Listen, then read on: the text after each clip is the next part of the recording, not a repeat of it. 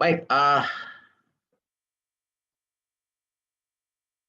terkait dengan, transfer pricing, jadi kita tidak bisa belajar dengan secara ibaratnya terpisah ya. Jadi transfer pricing itu ada hubungan dengan pihak berelasi sebetulnya, ya. Jadi kalau kita mempelajari transfer pricing, kita harus pahami dulu, ya, apa itu pihak berelasi, siapa pihak berelasi, ya, dan bagaimana pengaturan pihak berelasi di dalam, akuntansi, keuangan ya, atau di dalam pernyataan standar akuntansi keuangan. Baik, terkait dengan pihak berelasi, ini sebenarnya sudah diatur ya di dalam standar akuntansi keuangan. Di IFRS itu diatur di dalam IFRS nomor 24, Related Party Disclosure. Ya, itu di Indonesia ya, IAS 24 itu kemudian diadopsi, itu kemudian menjadi, PSAK nomor, 7 ya, dengan judul pihak berelasi, pengungkapan terkait dengan pihak berelasi. Baik, jadi related party disclosures, intinya gini ya, di dalam accounting itu tidak ada larangan ya, tidak ada larangan untuk kemudian kita bertransaksi dengan pihak berelasi. Semisal begini, saya memiliki, mayoritas saham di PT A, jadi saya pemegang saham mayoritas. Kemudian saya bisa dikategorikan sebagai, pihak berelasi daripada PT A. Pertanyaannya bagaimana seandainya jika saya melakukan transaksi dengan PT A? Katakan PT A itu menjual produk berupa mesin, ya. Karena saya pemegang saham, saya memiliki power ya, juga memiliki pengaruh dalam menentukan transaksi tersebut. Maka saya bilang ke manajemen perusahaan, tolong dong, saya minta 2 unit mesin yang merupakan produk perusahaan dijual ke saya. Tapi kalau boleh separuh harga ya, atau harganya jauh di bawah harga pasar. Boleh nggak dilakukan seperti itu? Ya boleh-boleh saja. Ya, jadi karena saya memiliki pengaruh, saya memiliki power, dan direksi karena melihat saya sebagai pemegang saham mayoritas, maka di sini mereka pasti mematuhi ya permintaan saya tersebut, ya memenuhi permintaan saya tersebut. Jadilah transaksi itu dijual ya, dilakukan 2 mesin tadi dengan harga yang setengah daripada harga pasar. Baik, isunya adalah begini teman-teman ya, di dalam accounting ya nggak apa-apa, itu termasuk transaksi yang di-record sesuai dengan harganya. Kalau realnya misalnya kalau di harga pasar 100 jual 50, ya di accounting ya dicatat aja 50, nggak ada masalah di accounting atau untuk basis komersil. Ya, namun di dalam accounting hanya diatur apabila ada terjadi seperti ini, nah, maka transaksi tersebut harus diungkapkan. Informasi apa saja diungkapkan terkait dengan transaksi ini? Yang pertama, ya itu harus dijelaskan siapa pihak berelasi ini pada apa namanya, hakikatnya ini pihak berelasi seperti apa. Maka dijelaskan PT A transaksi dengan, eee, Marisi misalnya gitu ya, dengan saya sendiri, disebutin pemegang saham mayoritas, kira-kira gitu ya. Kemudian yang kedua yang harus diungkapkan adalah berapa banyak transaksinya. Oh 2 unit mesin. Kemudian yang terakhir yang harus di-disclose adalah berapa harganya dan bagaimana menentukan harganya, ya. Jadi dalam accounting itu ya nggak ada masalah, mau dijual setengah harga kayak, mau dijual Rp1 kayak, even dikasih gratis pun nggak ada masalah. Yang penting harus di-disclose. Kira-kira begitu, ya. Kenapa teman-teman harus di-disclose ya? Karena memang accounting itu kan tujuannya untuk, apa, ya, salah satu tujuannya adalah untuk menyajikan suatu transparansi informasi. Ya, di dalam, Undang-Undang Pasar Modal, ketentuan mengenai ini juga ada diatur. Jadi begini ya, transaksi dengan pihak berelasi ini harus diungkapkan. Dalam undang-undang pasar modal ini namanya transaksi yang mengandung benturan kepentingan. Pernah dengar istilah ini? Nanti cari ya, salah satu pasal di undang-undang pasar modal terkait dengan kewajiban daripada emiten untuk mengungkapkan transaksi-transaksi yang mengandung benturan kepentingan. Ya, hanya saja istilahnya nanti agak berbeda. Di dalam POJK, peraturan OJK, ya, pihak berrelasi ini sering didefinisikan sebagai pihak afiliasi. Ya, walaupun nanti kalau teman-teman cari di PSAK 7 ya, Pak, istilah afiliasi kok nggak ada, Pak? Ya memang nggak ada, ya, karena itu istilah hukum pasar modal. Ya, saya minggu lalu ada diskusi dengan salah satu legal consultant lah yang digunakan oleh tempat perusahaan saya bekerja. Saya bilang ini harus diluruskan. Kenapa? Karena saya bilang seolah-olah nih ya, pengaturan mengenai pihak berrelasi di sini di dalam accounting itu diatur sendiri, di dalam POJK diatur sendiri, dan perpajakan diatur sendiri. Padahal isunya sama sebenarnya. Isunya sama. Dan bahkan untuk beberapa aturan kita lihat ada beberapa yang saya lihat memang nggak sinkron atau nggak inline pengaturannya. Misalnya POJK dengan SAK, ya. Nah ini teman-teman ya, ini yang menurut saya penting kita pahami. Jadi itulah hakikat daripada apa yang dibutuhkan atau apa yang perlu dilakukan oleh penyusun laporan keuangan apabila berhadapan dengan isu-isu pihak berrelasi. Ya. Baik, nanti kalian bisa baca ya di dalam PSAK 7. Ada semua di situ. Nanti saya akan jelaskan poin PSAK 7-nya. Baik. Nah, ini saya bikin perbedaan ya, perspektif akuntansi dan perspektif perpajakan. Nah, coba Lina, mana Lina? Lina, kameranya dibuka tolong. Iya, Pak. Nah, coba Lina, kameranya mana? Saya udah buka tapi Bapak kan share screen jadi nggak bisa kelihatan. Ya. Oke. Ya. Nah, udah kelihatan Lina ya. Sorry. Coba Anda baca perspektif akuntansi ya, mulai dari hubungan coba yang keras. Perspektif akuntansi. Hubungan berelasi terjadi apabila suatu pihak mampu mengendalikan atau mempengaruhi pihak lain. Pengendalian dapat muncul dari kepemilikan di atas 50% atau perjanjian, sedangkan pengaruh dapat muncul dari kepemilikan sama dengan atau di atas 20% atau juga dari perjanjian. Baik, jadi gini ya. Sudah cukup. Baik, jadi begini ya. Di dalam istilah accounting ada istilahnya dengan istilah kontrol ya atau pengendali ya. Pengendalian ya, kontrol. Siapa yang bisa dianggap memiliki pengendalian suatu perusahaan? Ya, yaitu pihak yang memiliki 50% saham ke atas, 50% ya. Itu dianggap biasanya seperti secara umum ya. Kemudian yang kedua, ada istilah dengan istilah significant influence ya.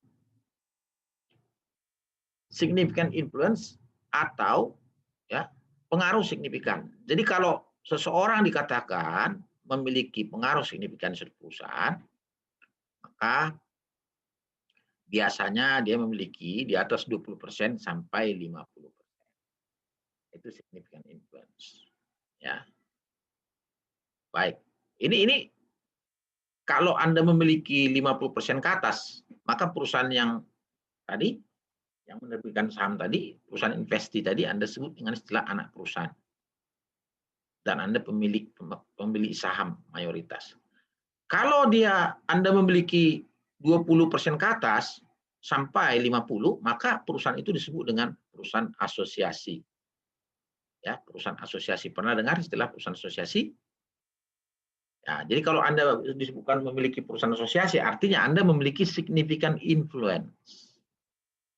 Dan itu aturan secara umum berdasarkan voting rights, ya, berdasarkan jumlah voting rights. Namun nanti kita lihat kalau kita baca di PSAK, ada kalanya dia tidak berdasarkan voting rights. Misalnya begini, bisa control by agreement, ya.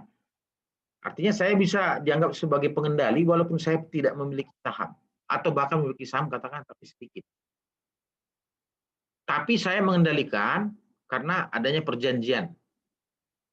Misal di anggaran dasar perusahaan disebutkan bahwa saya bisa memilih direksi walaupun saya punya 2%. Bisa nggak diatur seperti itu? Ya bisa-bisa saja di dalam anggaran dasar nggak ada masalah.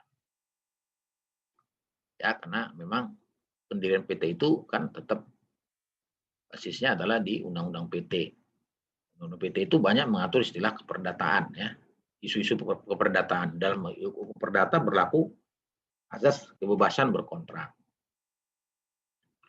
Baik, ada istilah KSO. Terus mungkin pertanyaan begini, bagaimana dengan direksi, dengan anggota direksi dengan perusahaan itu sendiri? Baik, anggota direksi dan perusahaan itu sendiri juga termasuk dalam kategori pihak berelasi. Jadi kalau Anda direktur ke perusahaan di mana Anda bekerja, Anda itu adalah pihak berelasi daripada perusahaan itu. Ya, sehingga apabila Anda bertransaksi dengan perusahaan itu, maka itu harus diungkapkan. Dan di sini di dalam PSAK 7 diatur ternyata tidak hanya anggota direksi tapi lebih luas. Termasuk karyawan kunci. Ya, kemudian termasuk kerabat. Dan termasuk program pensiun daripada perusahaan itu sendiri. Ya, maksudnya itu kalau dia mendirikan dana pensiun juga termasuk, ya. Baik, ini saya jelaskan hubungannya. Baik, di dalam perspektif perpajakan. Nah, sekarang kita masuk ke perspektif perpajakan. Coba baca Natasha Ona, coba. Natasha.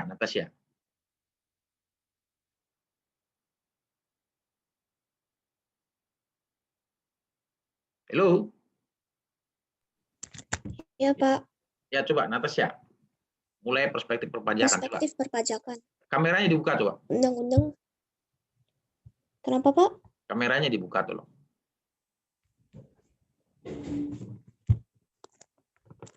Ya, silakan dibaca. Perspektif perpajakan. Undang-Undang Nomor 36 Tahun 2008 memberikan definisi yang jelas atas pihak berelasi. Undang-Undang Nomor 36 Tahun 2008 Pasal 18 ayat 4 menyebutkan 3 jenis hubungan berelasi sebagaimana dijelaskan sebagai berikut. 1. Penyertaan modal langsung atau tidak langsung paling rendah sebesar 25% pada perusahaan lain dianggap mengakibatkan adanya hubungan berelasi. 2. Perusahaan-perusahaan yang berada di bawah penguasaan yang sama, baik langsung maupun tidak langsung dianggap memiliki hubungan berelasi. 3. Hubungan sedara dan semenda dalam garis keturunan lurus atau ke samping 1 derajat dianggap mengakibatkan adanya hubungan berelasi. Stop. Prinsip akuntansi yang berlaku umum di Indonesia dan peraturan perpajakan memberikan definisi yang tidak sama atas transaksi dengan pihak berelasi. Cukup. Ya, baik. Coba Anda perhatikan di sini ya. Ketentuan mengenai poin-poin pihak berelasi antara perpajakan dengan accounting itu kira-kira sama nggak? Algannya mana algannya? Tolong algannya dijawab. Ya, Pak. Ya, kameranya algannya. Hah? Pertanyaannya? Pertanyaannya, masa kau nggak tahu pertanyaannya? Pertanyaannya, ya, apakah ketentuan mengenai pihak berelasi yang diatur di perpajakan dan di accounting itu sama algannya? Kameranya algannya, kamera. Oh iya, Pak, bentar. Kalian absensi ini.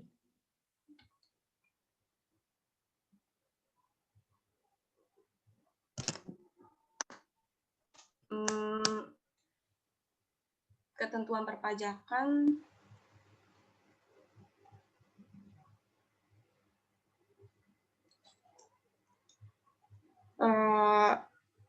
berbeda kali ya, Pak. Yang mana berbeda contohnya? Poin yang mana? Coba.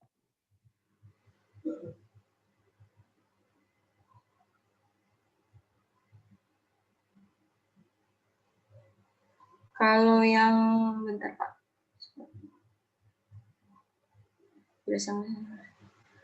Karena berdasarkan prinsip akuntansi, perusahaan asosiasi dan penyertaannya itu 20%. Sedangkan kalau yang itu, yang satu lagi 25%, Pak. Kalau di satu lagi maksudnya di perspektif perpajakan. Iya, iya, maksudnya. Ya, perusahaan-perusahaan yang berada di bawah penguasaan yang sama, baik langsung maupun tidak langsung, dianggap memiliki hubungan berelasi. Hubungan saudara dan semenda. Tahu ya saudara dan semenda, tahu nih maksudnya? Dalam garis keturunan lurus atau ke samping. Lurus. 1 derajat lurus ke atas ke bawah. Kemudian ke samping. Kanan kiri. Nanti maksudnya ya. Lurus orang tua. Kandung ya. Bawah anak. Ya. Kemudian ke samping saudara. Ya. Nah, semisal kalau misalnya bagaimana dengan katakanlah adiknya kakek, masuk nggak di sini? Enggak, Pak. Ya nggak masuk itu ya. Nah, itu. Jadi lurus ke samping 1 derajat, 1 derajat itu 1 derajat ya. Jadi orang tua kita di atasnya aja, ke atasnya itu nggak masuk. Ya, bawah 1 derajat juga. Ya, kira-kira gitu ya. Baik. Ah, ini peraturan perpajakan bisa kalian dalami lagi. Saya juga nggak terlalu menguasai betul ya mengenai perpajakan karena saya bukan ahli perpajakan. Baik. Nah, kalau kita lanjut perhatikan di teks ini disebutkan ya. Jadi ini yang saya singgung di awal yang tadi ya, bahwa peraturan perpajakan, PSAK, peraturan OJK itu mengatur dengan cara yang berbeda-beda mengenai poin ini. Makanya saya pernah juga bilang, wah ini kayaknya jadi nambahin kerjaan gitu loh. Seolah-olah berdiri sendiri, padahal ini sebetulnya isunya yang mau diangkat satu. Accounting ngangkat poin ini untuk transparansi. Ya kan, supaya orang tahu bahwa transaksi perusahaan ini banyak dilakukan dengan pihak berelasi. Perpajakan, nah saya sudah jelaskan ya sesi sebelumnya. Isunya apa? Isunya perpajakan, apabila ada transaksi dengan pihak berelasi, nanti perpajakan akan melakukan penilaian ulang atas harganya. Jangan sampai harganya kekecilan. Kalau kekecilan harganya, misalnya, maka nanti takutnya pajaknya jadi kekecilan. Nah, jadi harga tadi disesuaikan. Kalau tadi dia beli 50, maka sesuaikan ke 100, balik lagi ke harga pasar. Tujuannya buat apa? Nanti pengenaan PPN-nya dasarnya bukan 50, tapi 100. PPh-nya juga sama, PPh 23 semisal ya, untuk jasa. Sama, dasarnya adalah 100, bukan 50. Kira-kira begitu. Nah, bagaimana dengan pasar modal? Nah, dalam kasus pasar modal, ya nanti ada namanya transaksi tadi ya, yang mengandung benturan kepentingan. Dalam kasus ada transaksi benturan kepentingan, maka ini harus diungkapkan. Nah, diungkapkan tujuannya buat apa? Nanti ada pemegang saham yang protes nggak? Dalam hal ini pemegang saham yang independen. Nah, kalau pemegang saham independen protes, maka di sini harus diselesaikan. Bagaimana penyelesaiannya? Gitu. Penyelesaiannya semisal, nah, bisa misalnya, oh ini nggak setuju nih pemegang saham independen, ya sudah. Misalnya dia disuruh exit aja, ya sudah sahamnya dibeli supaya dia keluar. Kira-kira seperti itu ya. Jadi nyangkutnya banyak hal. Nyangkutnya ke GCG, nyangkutnya ke accounting, nyangkutnya ke perpajakan, dan lain-lain. Bisa? Ada pertanyaan sampai di sini? Nah, dalam kasus yang perpajakan, misalnya begini ya. Ini sama. Ya, isu ini juga tuh ya, isu ada transfer pricing ya, atau isu apa namanya, ada dividen terselubung. Saya punya perusahaan, saya pemegang saham mayoritas 80%. Ya. Kemudian saya minta ke direksi, tolong dong anak saya diangkat jadi manajer, anak saya anak kandung diangkat jadi manajer accounting. Tapi gajinya tolong dibikin 200 juta. Boleh nggak? Ya boleh-boleh saja. Nggak ada yang larang perusahaan-perusahaan saya kok. Nah, namun dalam kasus ini, Ini masuk kategori transaksi, pembayaran gaji tadi masuk kategori transaksi yang mengandung benturan kepentingan, ya, dan transaksi dengan pihak berelasi. Di perpajakan, di counting, beban gaji per bulan itu 200 juta, gaji manajer counting, besaran ya. Standarnya kan paling 20-30 ya. Nah, di counting tetap dicatat beban gaji pada kas, ya kan, 200 juta per bulan. Tetapi di perpajakan ini dianggap tidak boleh seperti ini, harus disesuaikan. Nah, nanti di perpajakan yang 200 ini sesuaikan gaji yang normal berapa sih? 30 juta. Nah, 170 juta dianggap sebagai apa? Sisanya 170 juta dianggap sebagai pengambilan dividen terselubung. Dalam kasus pengambilan dividen terselubung, maka nanti dikenakan PPh 23. Yang kena PPh 21 hanya yang 30 juta. Kira-kira begitu. Sehingga nanti pada saat kita rekon, beban gaji tadi juga harus dikoreksi menjadi koreksi ke beda tetap, beda permanen, bukan beda temporer. Baik, sampai di sini yang ditanyakan, silakan.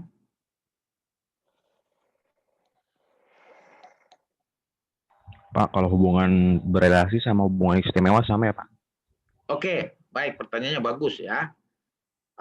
Istilah hubungan istimewa itu sudah istilah PSAK yang lama. PSAK 7 yang lama itu sudah direvisi menjadi PSAK 7 yang baru dengan judul pihak berelasi. Itu kira-kira ya. Oh, oke, makasih Pak. Ya, ada lagi pertanyaan, silakan.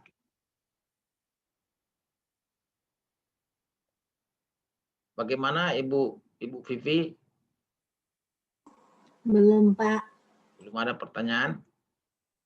Ratih, mana Ratih? Iya, Pak. Ya, ada pertanyaan Ratih? Belum ada. Dia? Pak, berarti tadi yang 200 juta yang harus disesuaikan ya, Pak, ya? Ya, jadi dikoreksi permanen istilahnya kan. Yang itu loh yang awal kita bahas mengenai rekonsiliasi fiskal. Rekonsiliasi yang kemarin ya, Pak, ya? Ya, itu jadi bebannya itu dikoreksi menjadi 30 juta, jadi ada 170 juta kita keluarin. Nah, itu. Nah, 170 juta ini dianggap seperti pengambilan dividen, bukan gaji. Ya, di mana nanti perpajakan untuk PPh-nya kan besar kan, persentasenya kan beda kan. Untuk PPh 21 dan 23 beda. Ini sebagai pengambilan dividen baik. Ya, gitu. Gimana? Bisa dia? Ya.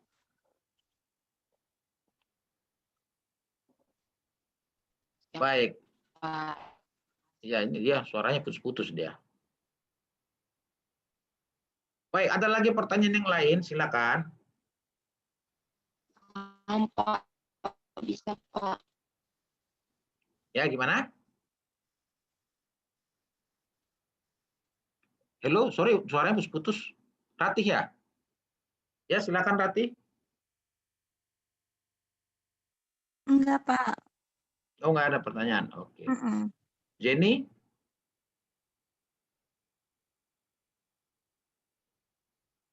Sintika mana? Sintika, ketua kelas. Ya, Pak. Nah, Sintika, gimana, ada kau pertanyaan ada? Kau punya pertanyaan? Belum ada, Pak. Ya, Sintika nanti absensi jangan lupa ya. Baik. Sekarang kita lanjut. Saya coba keluar dengan teks ini. Sekarang kita lanjut poin mengenai, saya sudah ada siapin slide ya. Slide itu sudah saya sudah saya upload.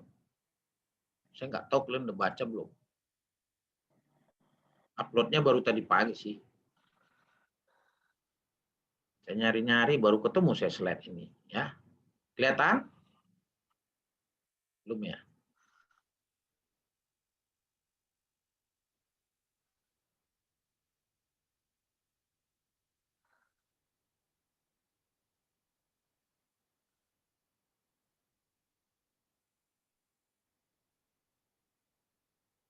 Sebentar ya, ini kebanyakan di-share ini.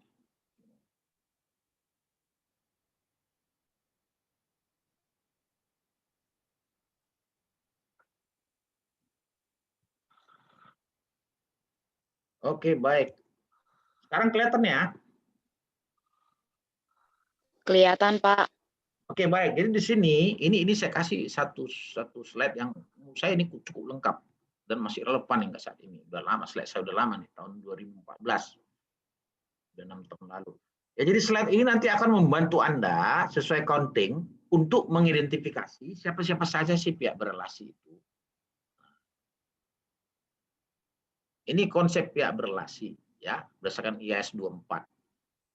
A related party is a person or entity that is related to the entity that is preparing its financial statement. Ini peraturan perpajakan. Ya. Nah, coba Sintika Anda baca paragraf pasal 18 ini. Yang keras Sintika. Pasal 18 ayat 3 Undang-Undang Nomor 36 Tahun 2008 tentang Pajak Penghasilan. Undang UU PPH.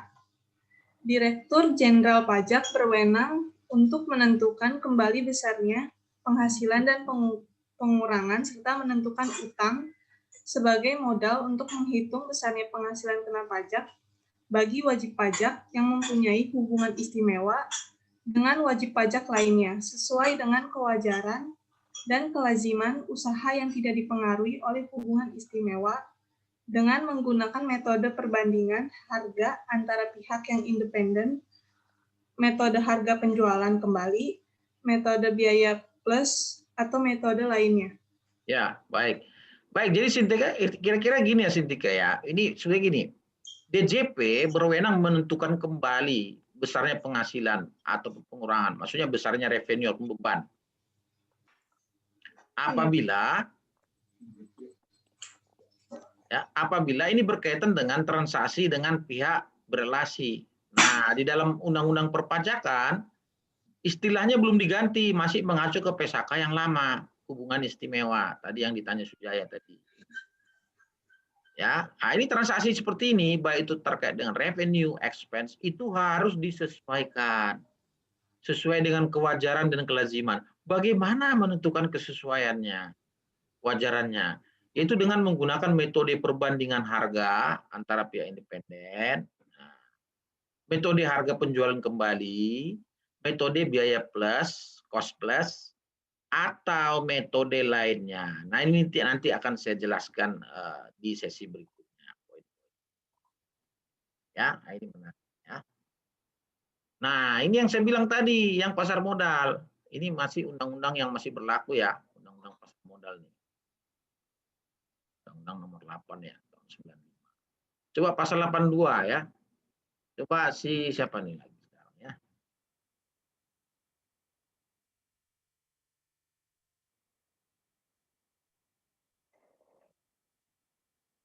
Elina mana Elina? Coba Elina. Coba Anda baca Elina. Iya Pak. Pasal 82 ayat 2 UU PM.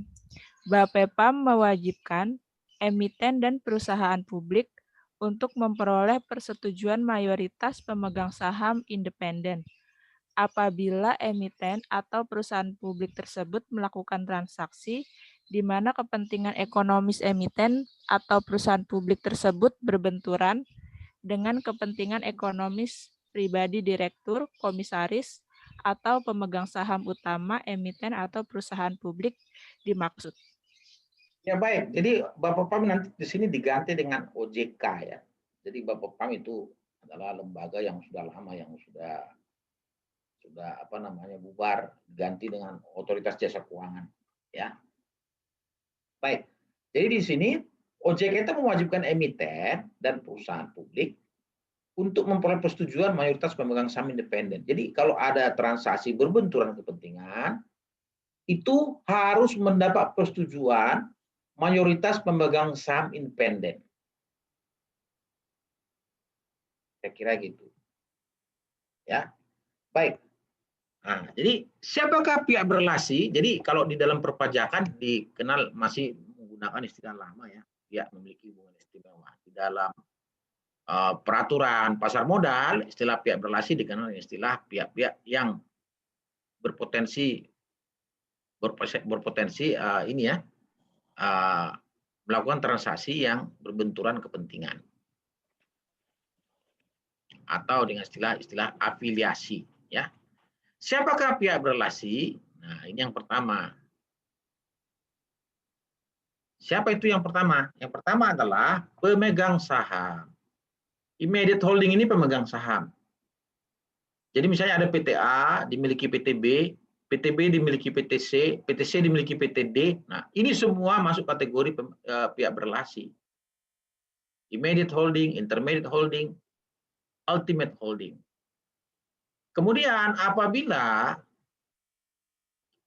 holding-holding tadi punya perusahaan di tempat lain, punya saham di perusahaan tempat lain yang mayoritas, maka ini namanya fellow subsidiary. Ini juga masuk kategori pihak berrelasi ya dengan si reporting entity. Kemudian anak perusahaan. Ini juga pihak berrelasi. Cucu perusahaan. Jadi anak punya anak lagi. Itu juga pihak berrelasi. Ya. Kira-kira gitu. Ya, kalau kita perhatikan di sini ya ini ya ditambah lagi. Siapakah pihak berrelasi? Termasuk pemegang saham yang bukan mayoritas, tetapi pemegang saham di sini pengertiannya pemegang saham bukan mayoritas, tetapi dia memiliki significant influence. Artinya pemegang saham di atas 20%, pemegang saham perusahaan di atas 20% sampai 50% itu masih kategori pihak berrelasi. Dan juga perusahaan lain di mana sahamnya dipegang oleh perusahaan pelapor sebesar 20% ke atas sampai 50%, atau tadi perusahaan asosiasi yang kita kenal, ini juga pihak berrelasi. Ya, nah, semakin berkembang. Siapakah pihak berrelasi? Termasuk, nah ini, perusahaan-perusahaan yang mana kita memiliki joint control. Apa itu joint control? Nanti dibaca di dalam Pesaka 66. Pesaka 66 itu menggantikan Pesaka 12, yang lama ya. Nah, joint control artinya kita misalnya memiliki pengendalian bersama dengan pihak lain. Pengertian bersama ini di mana kita bisa memveto atau pihak lain memveto daripada keputusan di dalam RUPS. Nah, ini dengan istilahnya kita kenal istilah joint venture. Nah, itu joint control ya kalau ada istilah joint venture. Nah, itu juga termasuk pihak berrelasi. Atau juga termasuk pemegang saham yang memiliki joint control ke perusahaan pelapor. Jadi maksudnya ya, pemegang saham perusahaan pelapor ini, reporting entity ini, tapi dia memiliki joint control, itu juga termasuk. Ya. Siapakah pihak berrelasi? Nah, kita tambah lagi. Nah, ini key management personnel. Ya, personalia kunci daripada perusahaan-perusahaan yang saya kasih tanda ini. Ya, direksinya, ya, VP-nya, GM-nya masuk, karena itu karyawan pemegang karyawan kunci ya, pengendali kebijakan keuangan dan operasional perusahaan. Siapakah pihak berrelasi? Nah, apabila tadi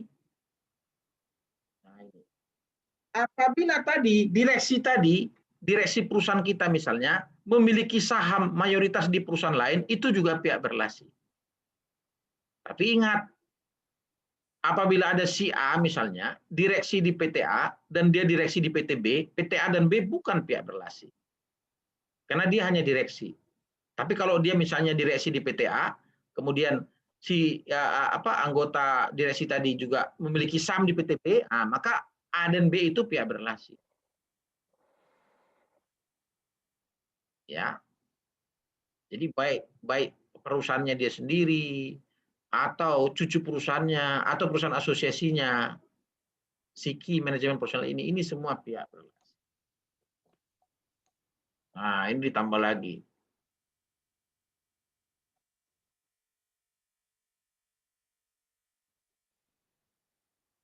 Ya. Apa CFM? CFM itu close family member. Kerabat dekat yang tadi yang saya jelaskan. Ya, 1 derajat ke atas, ke bawah, samping, kanan dan kiri, ya. Close family member daripada key management personnel itu termasuk pihak berrelasi. Close family member daripada pemegang saham, baik itu pemegang saham yang merupakan immediate holding maupun dia intermediate holding maupun ultimate holding, itu adalah pihak berrelasi, saudara-saudaranya tadi. Ya. Pemegang saham yang memiliki joint control di perusahaan kita, di mana dia punya saudara, itu juga saudaranya pihak berrelasi. Saya nambah lagi kan. Kemudian, oh ya bagaimana Pak? Itu kan ada direksi, direktur. Direktur itu punya orang tua, punya ibu. Lah ibunya punya perusahaan. Perusahaan itu pihak berrelasi belum? Bukan. Jawabannya iya. Termasuk juga pihak berrelasi. Jadi ada close family member punya perusahaan, punya cucu perusahaan, punya asosiasi juga, perusahaan asosiasi, itu semua pihak berrelasi. Nambah lagi. Ya. Bagaimana dengan dana pensiun perusahaan-perusahaan ini? Nah, dana pensiun perusahaan-perusahaan ini juga termasuk kategori pihak berrelasi. Ya, baik. Di dalam Pusaka 7 apa dong yang harus diungkapkan? Nah, ini. Pengungkapan paragraf 17, jumlah transaksi, jumlah saldo, penyisian piutang ragu-ragu itu perlu diungkapkan. Kenapa? Oh iya, kalau dia sisihkan kan berarti berpotensi mau dihapus. Jadi semua piutang-piutang kepada pihak berrelasi itu harus diungkapkan. Apalagi mau disisihkan. Termasuk beban penyisiannya. Namun ini tidak berlaku bagi perusahaan-perusahaan perusahaan-perusahaan yang dikendalikan oleh pemerintah, semisal BUMN. Kenapa? Iya, kalau BUMN ditaruh kayak begitu, didisklose semua, repot. PT Telkom bikin sambungan telepon ke SD Impres, SD Negeri, pihak berrelasi Pak, kan repot kan? Iya kan? Repot. Instansi beli pulsa, pihak berrelasi. Instansi pemerintah pasang listrik PLN, pihak berrelasi, kan repot ya. Dikecualikan exemption-nya di dalam paragraf 24. Ya, jadi untuk government BUMN itu partially exempted. Ungkapan itu tidak diwajibkan. Nah, ini bukan pihak berrelasi ya, bukan pihak berrelasi. Siapa yang bukan pihak berrelasi? Entitas yang memiliki personel manajemen kunci yang sama. Misalnya PTA, PTB punya direktur yang sama, komisaris yang sama, bukan pihak berrelasi. Entitas-entitas yang dipengaruhi secara signifikan oleh pihak yang sama. Misalnya, saya memiliki 30% saham di PT A. Terus saya memiliki 30% saham di PT B. A dan B bukan pihak berrelasi. Karena hanya signifikan influence. Tapi kalau saya memiliki 30% saham di PT A, saya memiliki 60% saham di PT B, A dan B pihak berrelasi. Nah, tapi kalau di sini hanya signifikan influence, di sini signifikan influence, itu bukan pihak berrelasi. Paham ya? Kira-kira gitu. Pihak kreditur bukan pihak berrelasi. Pemberi pinjaman, serikat buruh, semuanya bukan pihak berrelasi. Pelanggan, supplier sebesar apapun bukan pihak berrelasi. Ya.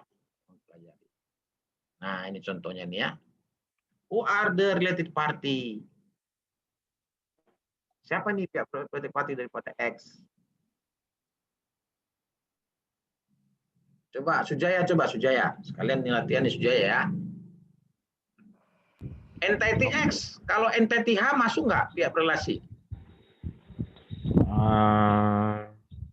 Enggak kayaknya Pak. C itu kontrol ya, C kontrol. Enggak. NTT ini kan pemegang sahamnya. Oh iya. NTTH ini pemegang saham, NTTX kontrol mayoritas. Oh iya, Pak. Masuk ya? Gitu. Kalau NTTS, Karlina. Iya, Pak. Ya, itu masuk pihak berelasi bukan? Iya, harusnya. Ya. Ya, betul ya. Mr. A ke X, pihak berelasi bukan? Mr. A ke S. Bukan. Ke X. Mr. A ke X, NTTX. Enggak. Kita ada di NTTX ini. Ya, iya dong, masuk. Boleh cek lagi teori tadi. NTTF, masuk nggak? NTTF. Enggak. Masuk.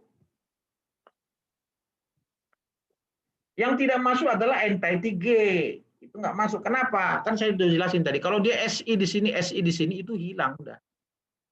Kalau di sini masih C, SI itu masih. NTT J gimana?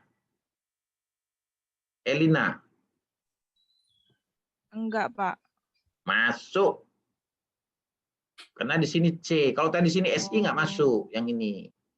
Hubungan antara NTTX dan NTTH. Kalau di situ SI, ini nggak masuk. J. Tapi karena di sini C, ini jadi masuk. Gitu. Ngerti? Iya, Pak. Baik, poin ini ada yang nggak jelas nggak? Silakan.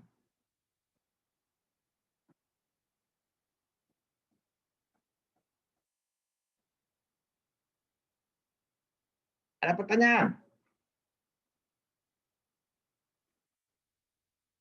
Nanti saya bikin soal harus bisa loh ya.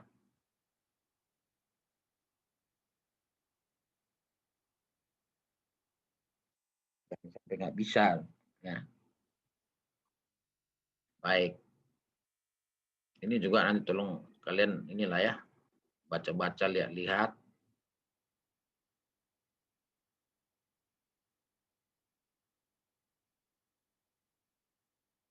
Nah, ini juga saya kasih tik nih ya. Ini pihak berelasi semua nih ya. Kemudian, tapi ada yang isu yang menarik nih ya. Bukan pihak berelasi. Coba saya skip. Nah, ini bukan pihak berelasi. Jadi, key management personnel ya. Itu punya perusahaan asosiasi. Itu bukan pihak berelasi. Kalau subsidiary masuk, joint control masuk, asosiasi enggak ya. Asosiasi tadi yang hanya SI, significant influence. Close family member sama juga ya. Baik, kira-kira seperti itu ya. Baik, ini implikasi dari pihak berelasi sendiri nanti dibaca untuk khusus yang untuk pengungkapan BUMN bagaimana ya. Ini ada masalah di isu BUMN itu, Pak. Nanti skip aja nih ya. Isunya udah terlalu rame sampai sini. Baik, itu materi saya ya. Nanti dibaca PSAK 7 itu sendiri ya, sehingga Anda paham nanti dari situ baru masuk ke perpajakan. Nanti sesi berikutnya kita akan bahas isu perpajakan.